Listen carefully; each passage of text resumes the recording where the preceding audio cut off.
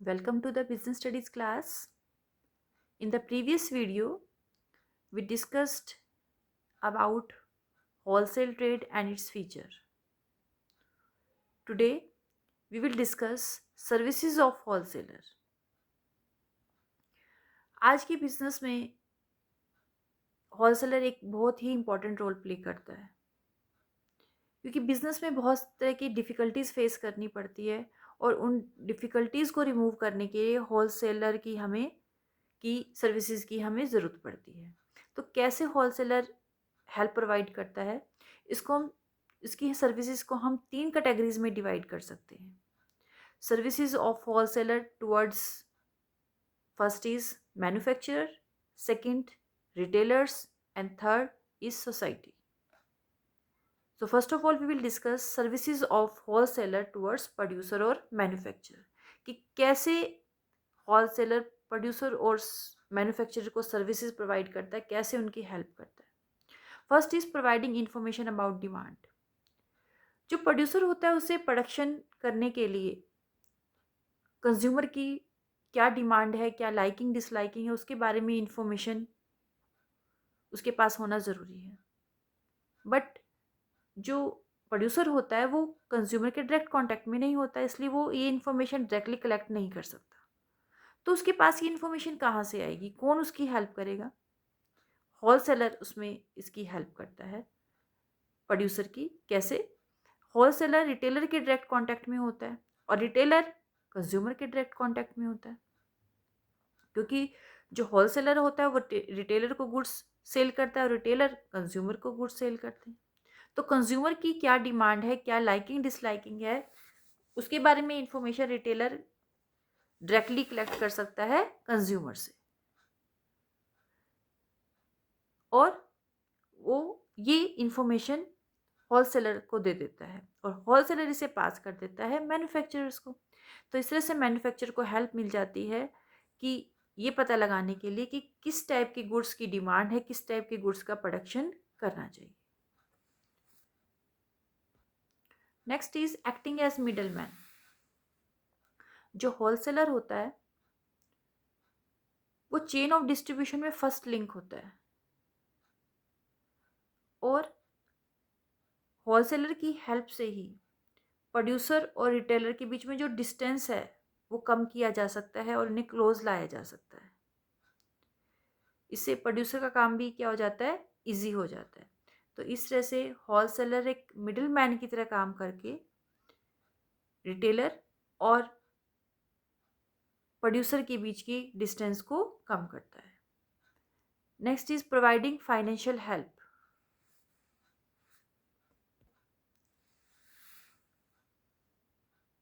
Producer को क्योंकि production large scale पर करना होता है तो उसे ज़्यादा कैपिटल की ज़रूरत होती है। तो कैपिटल के लिए वैसे तो प्रोड्यूसर के पास बहुत सारे सोर्सेज होते हैं, डिफरेंट सोर्सेज होते हैं, लेकिन उसमें से एक सोर्स है होलसेलर। कैसे? होलसेलर क्या करता है, जब उसे ऑर्डर देता है गुड्स के प्रोडक्शन का, गुड्स का, तो साथ में कैश पेमेंट भी कर देता है, एडवांस पेमेंट भी कर देता है, और कभी कभी प्रोड्यूसर को लोन भी प्रोवाइड कर देते हैं। तो इससे क्या हो जाता है, प्रोड्यूसर को कैपिटल मिल जाती है प्रोडक्शन करने के लिए, क्योंकि प्रोडक्शन में क्या चाहिए, बड़ा ही बिग अमाउंट क्या करना पड़ता है, इन्वेस्ट करना पड़ता है। तो इस तरह से एडवांस पेमेंट करके, कैश पेमेंट करके होलसेलर प्रोड्यूसर्स को फाइनेंशियली हेल्प करते हैं। Next is providing assistance in advertising goods. अब एडवर्टीजमेंट का एक इम्पॉर्टेंट रोल होता है बिजनेस में, क्योंकि एडवर्टीजमेंट के थ्रू ही कंज्यूमर को इंफॉर्मेशन प्रोवाइड करवाई जाती है प्रोडक्ट के बारे में, और जिससे कंज्यूमर प्रोडक्ट की तरफ अट्रैक्ट होता है, उसको खरीदने के लिए तैयार होता है। तो जो होलसेलर होता है वो कैसे हेल्प करता है, होलसेलर अपने लेवल पर गुड्स की एडवर्टीजमेंट करवाता है, जिससे गुड्स की डिमांड इंक्रीज होती है। डिमांड इंक्रीज होने से सेल्स इंक्रीज होगी और इससे प्रॉफिट इंक्रीज होगी, और इससे प्रोड्यूसर को क्या बेनिफिट होगा। अब प्रोड्यूसर को क्या होगा, प्रोड्यूसर की भी तो सेल इंक्रीज होगी ना, उसकी भी तो प्रोडक्ट तो वही, प्रोडक्शन तो वही कर रहा है, तो उसके प्रोडक्ट की डिमांड भी इंक्रीज होगी, उसकी सेल्स भी इंक्रीज होगी और उसके प्रॉफिट भी इंक्रीज होंगे। और उसे क्या करना पड़ेगा, एडवर्टीजमेंट पर कम एक्सपेंस करना पड़ेगा, क्योंकि ऑलरेडी किसने एडवर्टीजमेंट पे एक्सपेंस कर दिया अपने लेवल पर, होलसेलर ने एडवर्टीजमेंट कर दी है। तो इस तरह से प्रोड्यूसर को हेल्प मिल जाती है ज़्यादा प्रॉफिट अर्न करने में, गुड्स की डिमांड इंक्रीज करने में, और उसे एडवर्टीजमेंट पर भी कम एक्सपेंस करना पड़ता है। Next is providing storage facility. Wholesaler producer को स्टोरेज फैसिलिटी भी प्रोवाइड करता है। कैसे? जो प्रोड्यूसर है वो प्रोडक्शन कब स्टार्ट करता है, जब उसे होलसेलर से ऑर्डर मिल जाता है तो वो प्रोडक्शन स्टार्ट करता है, और जैसे ही प्रोडक्ट रेडी हो जाता है वो होलसेलर उसे कलेक्ट कर लेता है और अपने पास गोडाउन्स में स्टोर कर लेता है। तो इस तरह से जो प्रोड्यूसर है उसको गुड्स को स्टॉक करने में ज़्यादा इन्वेस्टमेंट नहीं करनी पड़ती, ना ही ज़्यादा गोडाउन्स रखने पड़ते, क्योंकि गुड्स जैसे ही गुड्स क्या हो जाते हैं, उसका प्रोडक्शन हो जाता है, उसके बाद ही क्या हो जाता है, प्रोडक्शन होते ही वो डिलीवर कर देता है होलसेलर को। तो उसकी जो स्टोरेज की जो भी हेडेक है वो सारी अब होलसेलर की है, प्रोड्यूसर की नहीं है। तो इस तरह से स्टोरेज के काम में भी होलसेलर क्या कर रहा है, प्रोड्यूसर की हेल्प कर रहा है। और प्रोड्यूसर को सिर्फ क्या कहाँ फोकस करना है, गुड्स के प्रोडक्शन पर फोकस करना है। जो स्टोरेज का काम होलसेलर देखता है। Next is providing distribution facilities. अगर होलसेलर ना हो तो प्रोड्यूसर को जब अपनी गुड्स हैं डायरेक्टली स्मॉल क्वांटिटीज़ में डिफरेंट रिटेलर्स को सेल करनी पड़ेंगी या कंज्यूमर्स को सेल करनी पड़ेंगी, जिससे बहुत बड़ी प्रॉब्लम अराइज हो जाती है प्रोड्यूसर के लिए। तो इसलिए जो प्रोड्यूसर है वो क्या कर सकता है, कुछ होलसेलर के कांटेक्ट में रहता है जिन्हें वो लार्ज क्वांटिटी में गुड्स सेल कर देता है, और जो डिस्ट्रीब्यूशन का काम है वो आगे कौन संभालेगा, होलसेलर संभालेंगे। तो इस तरह से जो डिस्ट्रीब्यूशन का काम है उससे प्रोड्यूसर अपने आप को बचा के रख सकता है। उसे सिर्फ क्या करना है, कुछ होलसेलर को ही अपने गुड्स सेल करने हैं। अब आगे रिटेलर्स को गुड्स होलसेलर सेल करेंगे और कंज्यूमर को गुड्स रिटेलर सेल करेंगे। तो इस तरह से प्रोडक्ट के डिस्ट्रीब्यूशन में भी होलसेलर एक इम्पॉर्टेंट रोल प्ले करते हैं और प्रोड्यूसर्स की हेल्प करते हैं। Next is stabilising prices. Stabilising prices का मतलब है कि गुड्स के प्राइजेस को स्टेबलाइज करना, मतलब ज़्यादा उनमें चेंजेस ना होने देना।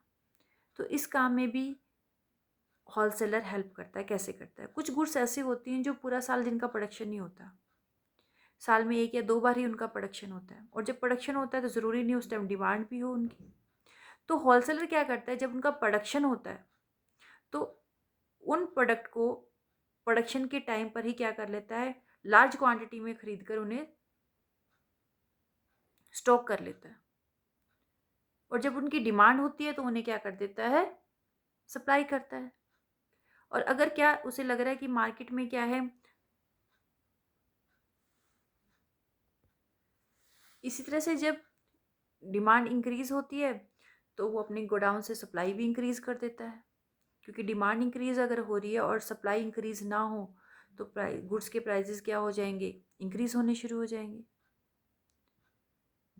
और इसी तरह से अगर गुड्स क्या है, सप्लाई ज़्यादा है डिमांड कम है उनकी, तो उसे स्टॉक में रखता है, क्योंकि अगर सप्लाई ज़्यादा हो और डिमांड कम हो तो प्राइजेस क्या होने शुरू हो जाएंगे, फॉल शुरू होने शुरू हो जाएंगे। तो इस तरह से वो सप्लाई और डिमांड में बैलेंस बना के रखता है, ताकि प्राइजेस को ज़्यादा इंक्रीज भी ना होने दे और ज़्यादा डिक्रीज भी ना हो दे, उनको स्टेबलाइज करके रखे। तो इस तरह से प्राइस को स्टेबलाइज करने में होलसेलर हेल्प करता है। कैसे, गुड्स को स्टॉक कर रखे, और टाइम टू टाइम वो देखता रहता है, जैसे डिमांड इंक्रीज होती है तो सप्लाई भी इंक्रीज कर देता है, और जब डिमांड डिक्रीज हो रही है तो सप्लाई भी डिक्रीज कर देता है। Next is achieving economy in production. जो होलसेलर होता है वो लार्ज क्वांटिटी में परचेज करता है, बल्क में। प्रोड्यूसर को जब भी वो ऑर्डर देता है तो बल्क में ऑर्डर देता है, तो जिससे प्रोड्यूसर को लार्ज क्वांटिटी में लार्ज स्केल पर प्रोडक्शन करना पड़ता है। और जब गुड्स का प्रोडक्शन लार्ज स्केल पर होता है तो पर यूनिट कॉस्ट प्रोड्यूसर के लिए कम होगी, क्योंकि उससे जो कुछ फिक्स्ड कॉस्ट है वो तो उतनी ही पे करनी पड़ेंगी उसे, सिर्फ वेरिएबल कॉस्ट ही इंक्रीज होंगी। फिक्स्ड कॉस्ट वो कॉस्ट होती है जो हम प्रोडक्शन चाहे कम करें चाहे ज़्यादा करें, हमें उतनी ही बियर करनी पड़ेंगी, उससे कोई फ़र्क नहीं पड़ता। सिर्फ वेरिएबल कॉस्ट इंक्रीज होती हैं, जैसे मटेरियल हमें ज़्यादा चाहिए, हमें वेजेस ज़्यादा पे करनी पड़ेंगी, इन्हें हम वेरिएबल कॉस्ट कहते हैं, जो प्रोडक्शन के साथ साथ इंक्रीज होती है। तो लार्ज स्केल पर जब होलसेलर लार्ज क्वांटिटी का ऑर्डर देता है प्रोड्यूसर को, तो प्रोड्यूसर को ज़्यादा लार्ज स्केल पर प्रोडक्शन करना पड़ता है। लार्ज स्केल पर प्रोडक्शन करने से जो पर यूनिट कॉस्ट है वो कम आती है, तो इससे जो प्रोडक्शन में वो इकोनॉमी अचीव कर सकता है प्रोड्यूसर। तो इस तरह से होलसेलर प्रोड्यूसर की हेल्प करता है, और जो प्रॉब्लम प्रोड्यूसर फेस कर रहा है, चाहे वो इंफॉर्मेशन से रिलेटेड हो, चाहे वो फाइनेंस से रिलेटेड हो, या गुड्स को स्टोर करने से रिलेटेड है, या डिस्ट्रीब्यूशन से रिलेटेड है, सभी प्रॉब्लम्स को सॉल्व करने में होलसेलर प्रोड्यूसर की हेल्प करता है। तो this is all about the services of wholesaler towards manufacturer और प्रोड्यूसर्स।